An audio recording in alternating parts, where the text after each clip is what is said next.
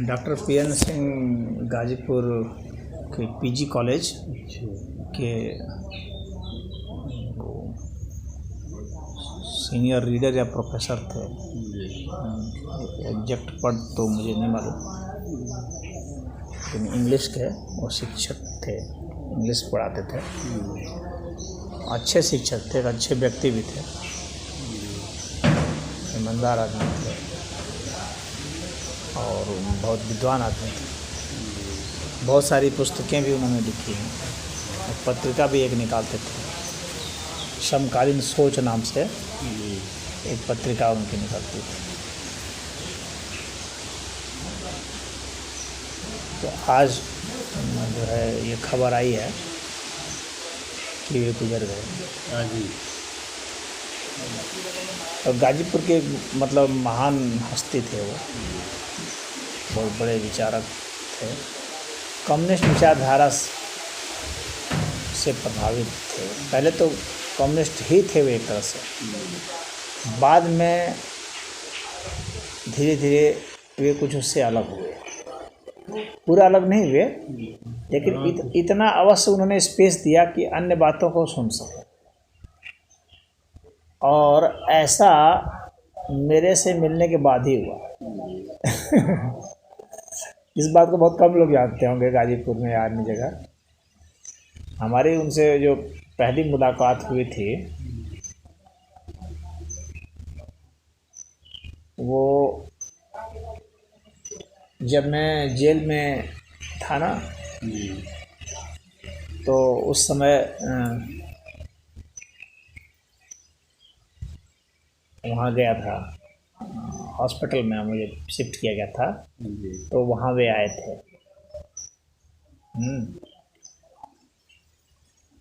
तो उस समय हमारी उनसे मतलब जिसको ढंग से मुलाकात कहते हैं वो हो गई थी। हालांकि ऐसे इस तरह से भेंट और हल्की फुल्की बातचीत पहले भी हुई थी उसके। वो पत्रिका मुझे मिली थी, समकालीन सोच। एक व्यक्ति थे, वो ऐसे कम्युनिस्ट के प्रचारक थे, तो उन्होंने मुझे वो पत्रिका दी थी और कहा कि ये बहुत अच्छी पत्रिका है, आप इसको पढ़िए। तो पढ़ा मैंने, तो मुझे वाकई उसका लेख अच्छा लगा। तो उनसे फिर मैं जाके मिला।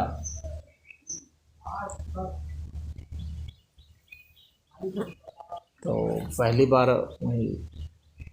उनसे मिला तो वो मुझे देख करके प्रभावित हुए, थोड़ा मतलब अजीब उनको लगा, मतलब उनको आराम वो महसूस नहीं कर रहे थे मुझे देख करके।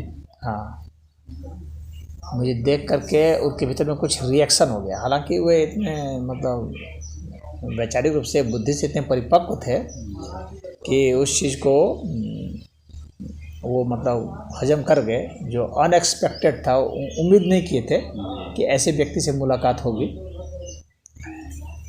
और ऐसा व्यक्ति उनसे मिलने आ जाएगा, वो उम्मीद नहीं किए थे। तो खैर जब मेरी मुलाकात हुई तो उन्होंने कहा इस बात को कि जब कैसे आए पूछा वगैरह, जो औपचारिकता होती है, तो परिचय हुआ। तो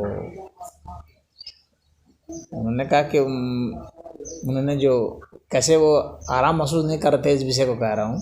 तो उन्होंने कहा कि मैं साधुओं पर विश्वास नहीं करता। तो मैंने कहा कि क्यों नहीं करते हैं, साधुओं में से क्या वो दिक्कत है आपको, क्या लगता है आपको दोष है इसमें? कुछ दोष लगता होगा ना, जब आप किसी भी आदमी से मिल रहे हैं तो साधु भी तो एक आदमी है, तो आदमी से मिलने में क्या दिक्कत है? ऐसा तो है नहीं कि साधु आपका गला काट देगा कि आपसे कुछ छीन लेगा। तो कह नहीं, वैसी बात नहीं है। तो मैंने कहा कि तो फिर कोई वैचारिक दिक्कत होगी? हाँ, वैचारिक दिक्कत है। तो मैंने पूछा कि क्या वैचारिक दिक्कत है, बताइए। तो कहे कि ये बहुत असामाजिक होते हैं।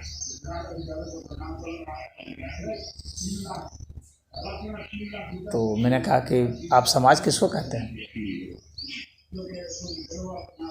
तो कहे कि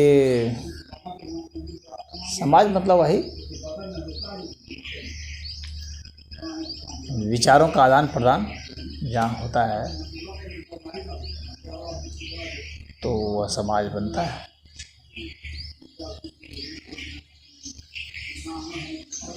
तो मैंने कहा कि विचारों का आदान प्रदान यदि नहीं हो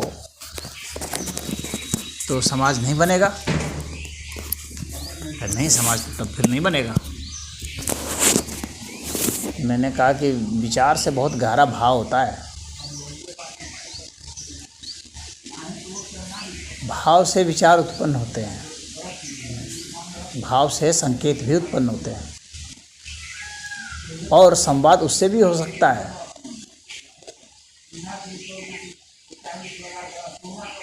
ऐसा कैसे होगा? मैंने कहा अच्छा ये बताइए, जो पशु हैं वो भी आदमी की भावना को समझ जाते हैं, विचार को नहीं समझते हैं। आप उनके सामने डायलॉग देंगे तो समझेंगे नहीं वो, लेकिन आपके इरादे को समझ जाएंगे, वे आपके भाव को समझ जाएंगे, आपके डायलॉग को तो नहीं समझेंगे। लेकिन आपने डायलॉग जिस मूड में दिया है उस मूड को वे अवश्य समझ जाएंगे, इसके पीछे इसका मंतव्य क्या है।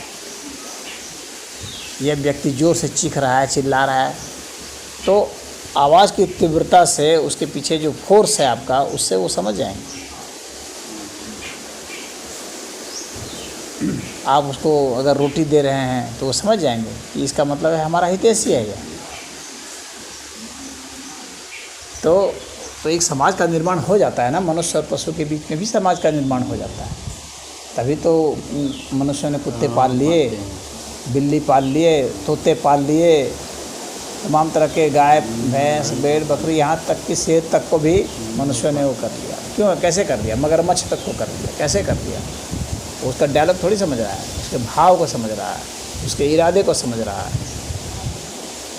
उसके स्पर्श को समझता है वो कि ये हमें किस इरादे से छू रहा है। तो फिर वे चुप हो गए, सकते में कहे कि आपसे मुझे फिर से बात करनी पड़ेगी। तो मैंने कहा चलिए फिर से बात होगी। हाँ, वो उसके लिए तैयार नहीं थे, इस मतलब उत्तर के लिए। वो तो वही कम्युनिस्टों के बीच में वही सब डायलॉग सुनते और सुनाते थे। जिंदगी की व्यवहारिकता, इस समाज संसार की व्यवहारिकता, जो ये अस्तित्व है, ये अस्तित्व कैसे व्यवहार कर रहा है, कैसे एक दूसरे से मिला हुआ है, संबंधित है। मैंने उनको ये भी कहा कि आपको पता है कि यहाँ पर कोई भी ऐसा नहीं है वास्तव में जो समाज का निर्माण नहीं कर रहा है, क्योंकि सबका सबसे संबंध है। यह संबंध आप लोगों ने पढ़ा ही नहीं, आप लोगों ने इसको पढ़ा नहीं, इसलिए आपके किसी लेख में इसका जिक्र ही नहीं है। यह तो धर्म का है भाव, ये मार्क्स के भाव में नहीं आएगा। हम लोग श्वास प्रश्वास कर रहे हैं, ये हवा भी हमसे संबंधित है ना, समाज हमारा संबंध बना रही है। जो विचार आप चिल्ला रहे हैं ना, अगर आपकी सांस रोक दी जाएगी ना, सब विचार खत्म हो जाएगा। जिस विचार के पर इतना आप दावा करते हैं और जिसको इतना आप ऊंचा मानते हैं, बस सांस से अगर 1 मिनट दबा देंगे, बस आपका विचार खत्म हो जाएगा। छटपटाने लगेंगे बस जीने के लिए, विचार खत्म हो जाएगा। तो एकदम चुप हो गए, कुछ बोले नहीं। चेहरा उनका थोड़ा लाल हो गया, गंभीर हो गया। स्कूटर से मुझे छोड़े वो। हाँ, फिर बहुत देर तक वे चुप रहे, हमसे कुछ नहीं बोले, मैं भी कुछ नहीं बोला। मैं समझ गया था इतना डोज काफ़ी है इस आदमी के लिए। मुझे कॉलेज के पास छोड़ दे। कहे आप कैसे जाएंगे? मैंने कहा यहाँ से मैं अपना जीप पकड़ लूँगा, चला जाऊँ। कहाँ रहते हैं? तो बता दिए, वहाँ जंगल में रहते हैं। जंगल में रह के आपने बहुत चिंतन किया है। खैर फिर उसके बाद आ गए। फिर वो चूँकि इंग्लिश के जानकार थे, अच्छे टीचर थे, तो मैंने उनको बताया कि मैं भी कुछ इंग्लिश में लिखता हूँ, थोड़ा सा आप टीचर हैं तो आप उसको देख लीजिए, उसका ग्रामेटिकल जो है। हाँ ठीक है, ले आइएगा, आप देख लेंगे, आप इंग्लिश में भी जानते हैं लिखना। खैर मैं ले करके गया उनके पास और उसको उन्होंने देखा। अब देख करके तो अब मेरा इरादा उसे करेक्शन कराने का नहीं था। मतलब कुछ मेरा भीतर का इरादा ये था कि ये पढ़े और समझे मार्क्स से भिन्न क्या आइडियाज़ हैं जिसे ये व्यक्ति अनभिज्ञ है अभी तक। हाँ, उस सार को ये समझे, तब इसको पता चलेगा कि मार्क्स और इसमें कहाँ आसमान ज़मीन का फ़र्क है। मार्क्स ढेला भर भी नहीं है यहाँ के अध्यात्म के सामने। तो जब मैंने उनको दिया ना करेक्शन करने के लिए, मैंने कहा करेक्शन आप कीजिएगा ऐसे ग्रामेटिकल, देखिए। तो पढ़े, उसके बाद फिर एक दिन फिर उसके बाद बिठाए, फिर हम लोग एक दिन लंबी बातचीत हुई। कहे आपने तो ऐसे ऐसे विचार लिखे हैं, तो कितने तो हमारे सर के ऊपर से गुजर जा रहा है। तो मैं सोचा भी नहीं था। तो मैंने कहा ये ऐसा इसलिए है क्योंकि आप लोगों ने सनातन धर्म को नकार दिया है। यदि आप पढ़े होते, उपनिषद को पढ़े होते, गीता को पढ़े होते, वेद को पढ़े होते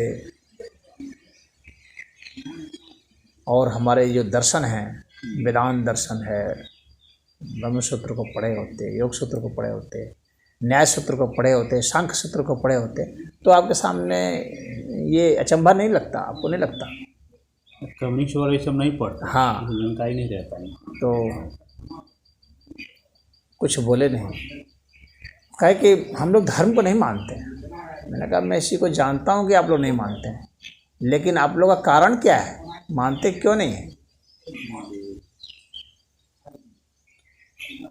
कहा धर्म लॉजिकल नहीं लगता है। तो मैंने कहा मैंने तो आपके सामने लिख करके दिया है, क्या इसमें इलॉजिकल है बताइए? आपको तो करेक्शन के लिए दिया है ना, आपने तो पढ़ा है, इसमें क्या आपको लगता है कि जो इलॉजिकल है, क्या आपको लगता है कि जो तर्कविहीन है, बताइए।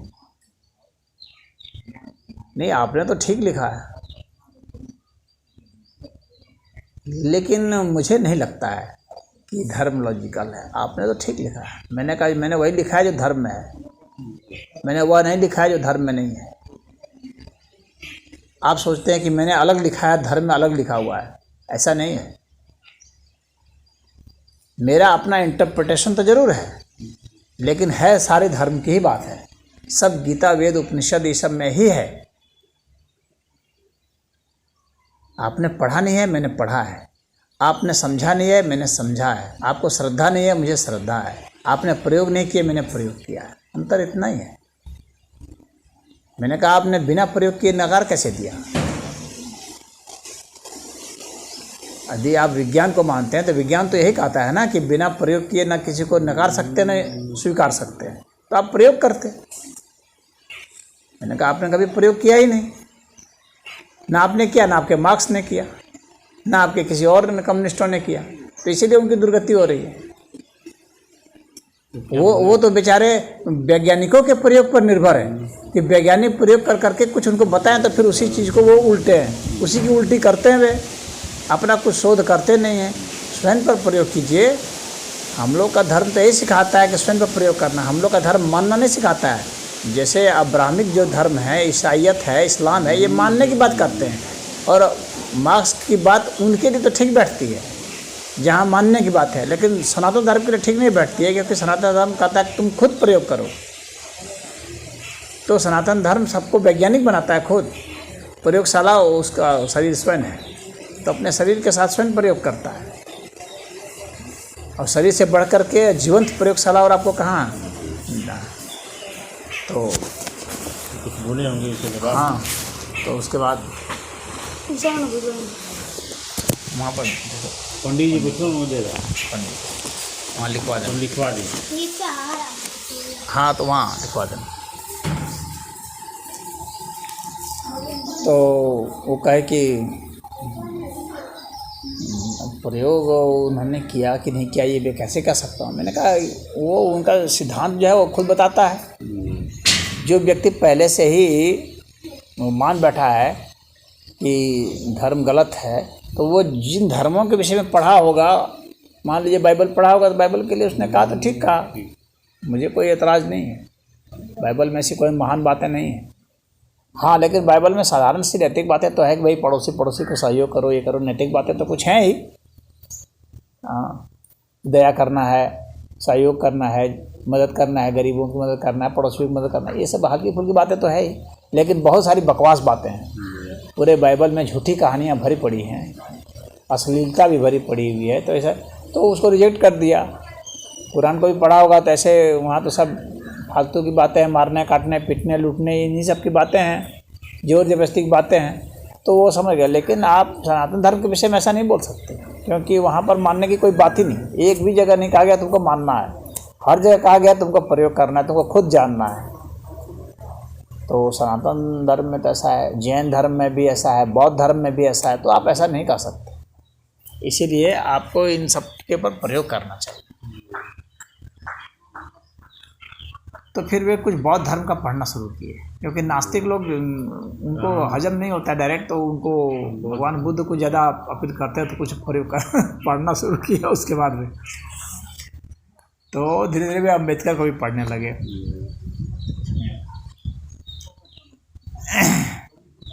तो वहाँ से कुछ उनकी एंट्री हुई, भाई भगवान बुद्ध को पढ़ेंगे तो कुछ तो योग ध्यान कुछ तो पढ़ेंगे ही। लेकिन किए कुछ नहीं, पढ़े खाली, जितना भी पढ़े। अगर उसको करते, प्रयोग में लाते, हाँ, वो खाली वैचारिकता में रह गए। तो वैचारिकी में जो व्यक्ति खाली घूमता रह जाता है वो उसमें फंस जाता है। खैर, लेकिन वो उनका कॉन्सेप्ट धीरे धीरे हो गया। और एक दिन कम्युनिज्म पर बहस हो गई मेरी उनकी, और मैंने उनकी पुस्तक को ही ले लिया। मैंने कहा आप, हालांकि मैं पहले से भी कम्युनिस्ट का पढ़ा हुआ था, लेकिन मैंने कहा आपके पास जो आपको अच्छी लगती है वो उसको आप दे दीजिए। तो उन्होंने मुझे दिया कुछ पढ़ने के लिए। मेरे पास पहले से लिखा हुआ नहीं, अपना लिखा हुआ नहीं, अन्य का लिखा हुआ कम्युनिस्ट ग्रंथ जो अच्छे ग्रंथ हैं। तो वो कहे क्या करेंगे आप? मैंने कहा इनका मैं खंडन करूँगा, और क्या करूँगा। तो उसके बाद फिर जो है मैंने उसको पढ़ करके, मार्क्स का दास कैपिटल वगैरह है, और उन्होंने भी 3-4 किताबें दी थी, तो पढ़ करके कम्युनिस्ट मैनिफेस्टो है, ये सब दिया। और उस पर ही मैंने the light of the world मैंने पुस्तक लिखी, और उसको लिख करके फिर मैंने उसको जाकर उनको पकड़ा दिया। मैंने कहा ये मैंने लिखा है और ये मैंने खंडन किया है, और आपको इसका करेक्शन करना है। आप देखिएगा व्याकरण में क्या दोष है, और अगर आपको सिद्धांत में कोई दोष लगता है तो हम लोग बात फिर करेंगे बैठ करके। तो उन्होंने पढ़ा उसको, अब उनको गर्मी आने लगी। तो फिर एक दिन हम लोग बैठ गए बहस करने।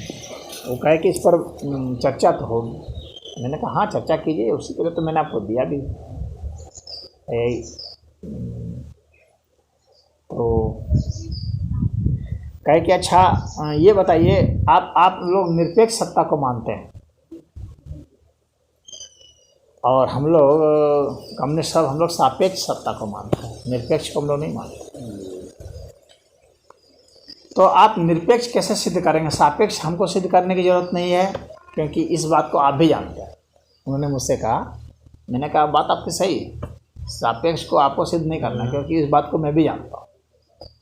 यहाँ हर चीज़ जो है सापेक्षिक है, एक दूसरे के संदर्भ में ही हैं, एक दूसरे से संबंधित हैं चीज़ें।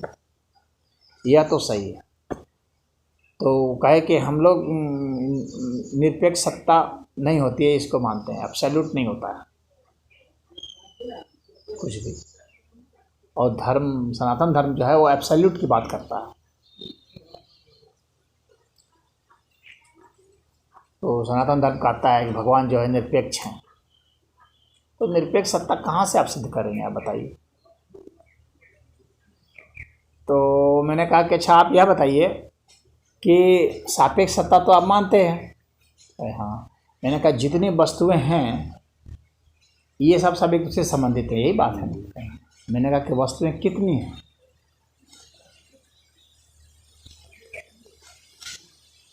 इनकी संख्या कितनी है? तो चुप है कि तो ये तो अनगिनत है। मैंने कहा ये अनंत है।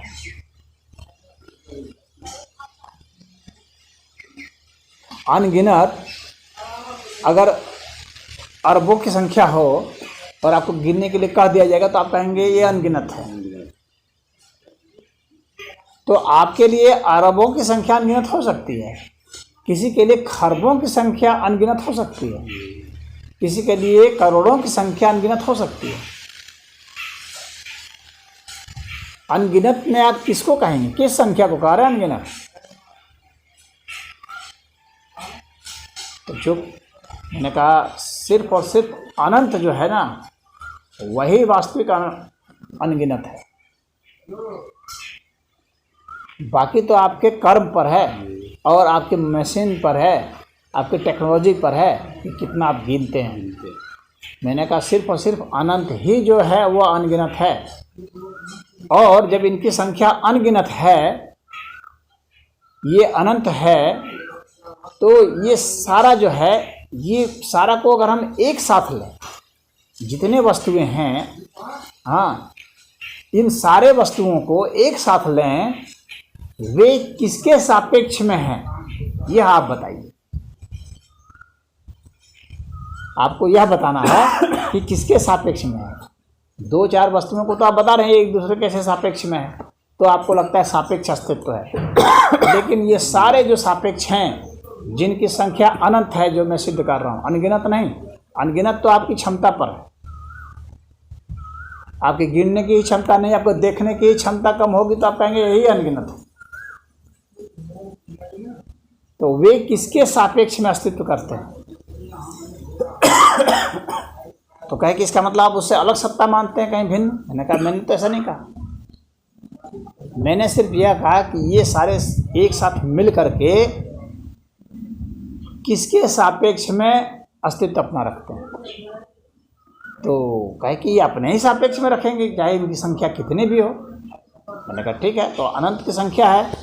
अनंत की संख्या जब एक साथ, जब उनको उनके संबंधों को बताना हो, उसी को निरपेक्ष कहते हैं। मैंने कहा कि एक एक व्यक्ति जो है वह एक व्यक्ति है, लेकिन जिसको आप समाज समाज चिल्ला रहे थे इतने समय से, बराबर जब भी बैठक होती है तब समाज ही बोलते हैं आप, तो वो समाज किसको आप कहते हैं? समाज का आखिर इन्हीं सबों का संबंध न है, तो एक साथ इन सबके सारे संबंधों को समाज कहा जाता है ना। तो एक सारे संबंधों को ही निरपेक्ष कहा जाता है। तो ये अनंत सापेक्ष को निरपेक्ष कहते हैं। निरपेक्ष कोई अलग सत्ता नहीं है, निरपेक्ष एक कॉन्सेप्ट है। जब हम सभी को एक साथ, सभी सापेक्षों को एक साथ हमको बोलना होगा तो हम कहेंगे कि निरपेक्ष है, तो चुप होगा। तो ये उतना हमको पल्ले नहीं पड़ रहा है। तो मैंने कहा कि इसको आप अच्छे से बैठ के चिंतन कीजिएगा तो आपको समझ में आएगा। आप एक दूसरे का संबंध तो जोड़ रहे हैं, लेकिन सबका संबंध नहीं आप समझ जोड़ पा रहे हैं। सबके संबंधों को हम एक साथ क्या कहेंगे? सापेक्ष सदैव जो है तुलना से होता है।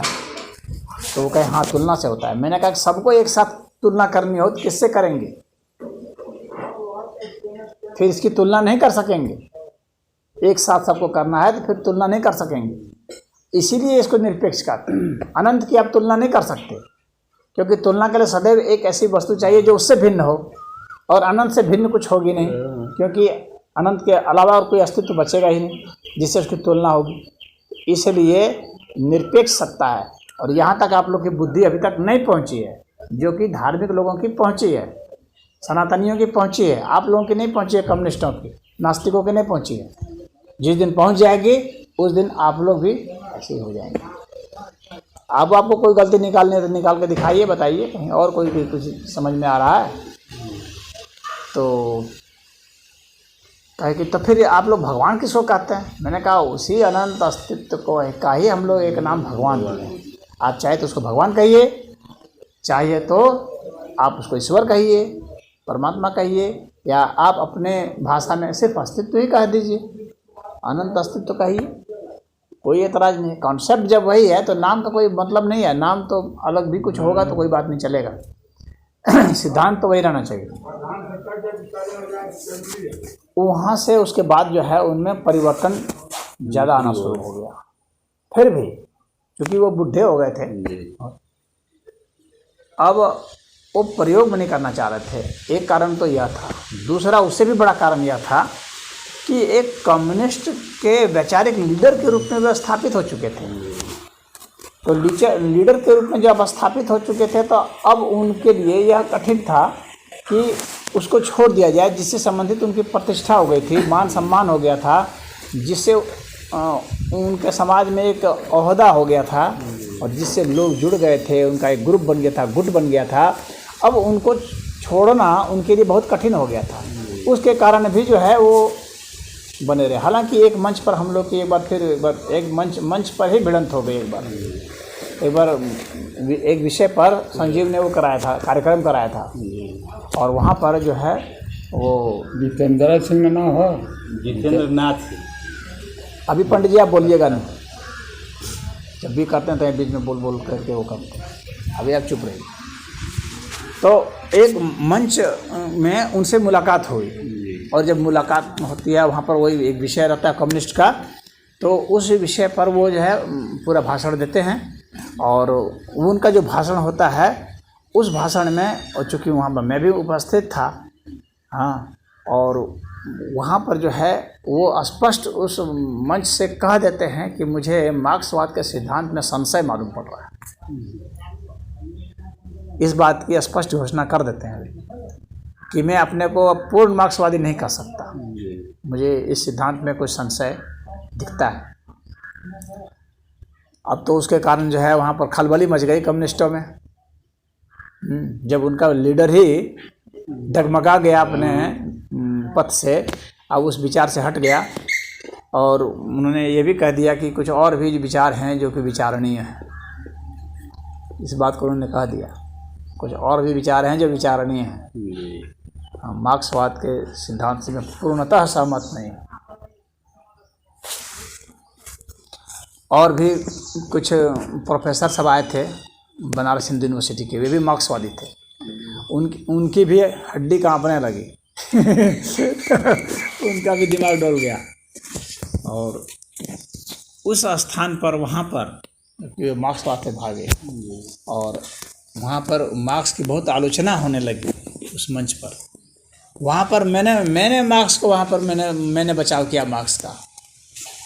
मैंने कहा मार्क्स के सिद्धांत गलत हैं, इसका तो मैं बहुत समय से खंडन करता आ रहा हूँ, लेकिन सारे सिद्धांत गलत नहीं है मार्क्स के कुछ अच्छे सिद्धांत भी हैं।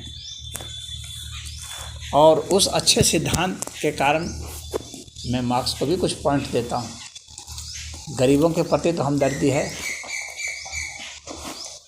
कुछ तो उसने सोचा कि कुछ हिस्सेदारी मिलेगी अमीरों की, तभी गरीबों का भला होगा। तो मार्क्स 100% गलत नहीं है। उस मंच से मैंने मार्क्स की निंदा नहीं की, बल्कि मैंने मार्क्स का समर्थन किया वहाँ। हालांकि ये सब हमारे से घबराए हुए थे बहुत। तो हालांकि शुरुआत पे मैंने बता दिया कि मार्क्स के दोष क्या हैं, लेकिन मैंने मार्क्स का वो समर्थन किया कि अगर कोई आशा बनती है गरीबों की ना, तो मार्क्स से ही आशा बनती है, लेकिन मार्क्स के सारे सिद्धांतों से नहीं। मार्क्स के वे सिद्धांत जो गरीबों के लिए भलाई वाले होंगे वो मैं बता रहा हूँ, और इससे जो है एक आनुपातिक समाजवाद जो मैंने विकसित किया है उस सिद्धांत को मैं बता रहा हूँ। फिर मैंने आनुपातिक समाजवाद की बात की, जो 20 और 1 अनुपात का, तब जा करके वो हुआ। फिर वे अन्य चीज़ों में वो करने लगे। एक बार एक और मीटिंग हुई थी, तो उस मीटिंग में उन्होंने मुझे बुलाया, तो मुझे वहाँ पुस्तक का विमोचन करना था। उन लोगों ने ये योजना बनाई कि वे मुझे कम्युनिस्ट बनाएं, हाँ, सम्मान दे करके।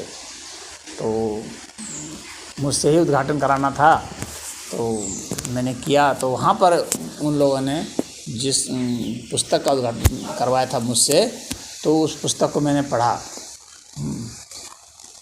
सोन बरसा की सोन चिड़ैया पुस्तक का नाम था। तो उसको मैंने देखा तो एक कम्युनिस्ट अध्यापक थे, उन्होंने उसको लिखा था, तो मैंने उसमें दोष निकाले। मैंने कहा इसमें ऐसे ऐसे ऐसे दोष है।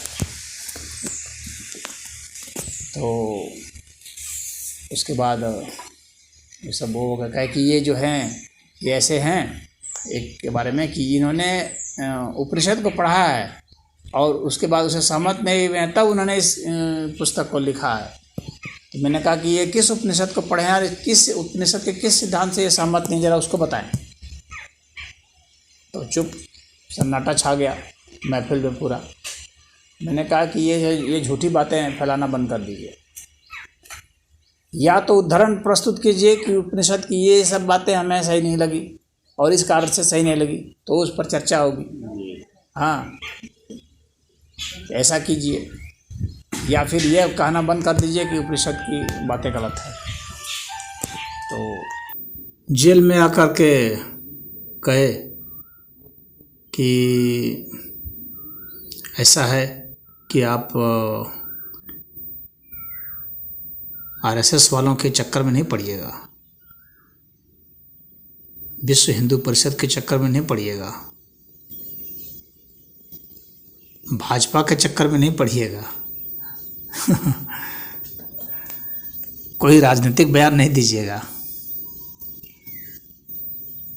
मैंने कहा कि मुझे क्या करना है क्या नहीं, ये भी क्या मुझे आपसे सीखना होगा। मेरी अपनी आज़ादी है, मुझे जो उचित लगेगा वो मैं करूँगा, वो मैं कहूँगा। आपकी बात में क्यों मानूं?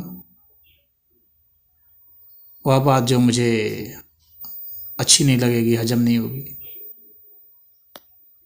आपकी अपनी जो बात है वो आप कहें, जो आपकी बात अच्छी लगेगी वो मैं करूँगा, कहूँगा, और जो बात उनकी अच्छी लगेगी वह भी कहूँगा। मैं स्वतंत्र हूँ। आप ये क्यों समझ लेते हैं कि मैं आपके खेमे का हूँ और आप जैसा कहेंगे वैसा मैं करूँगा? मुझे आप निर्देशित करने की कोशिश मत कीजिए। मेरा डायरेक्टर कोई नहीं हो सकता।